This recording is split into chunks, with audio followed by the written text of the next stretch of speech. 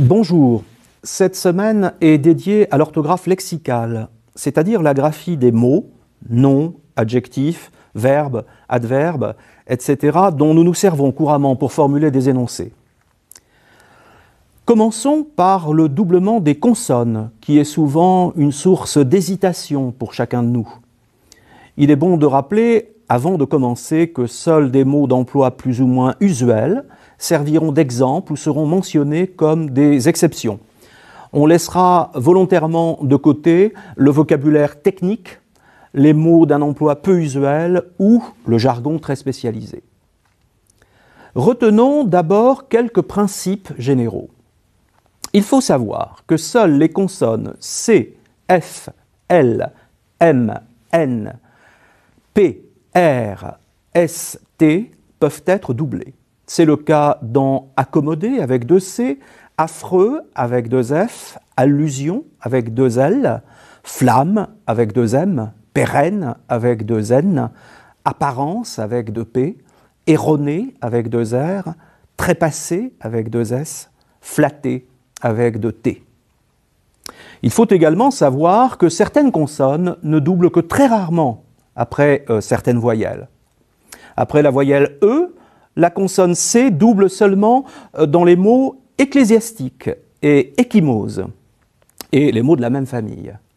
Même remarque pour L, qui double uniquement dans ellipse et le pronom elle. En revanche, d'autres doublent tout le temps. Après un I, la consonne M double systématiquement, qu'il ait valeur négative, comme dans immodeste, immaturité, ou non, comme dans immense.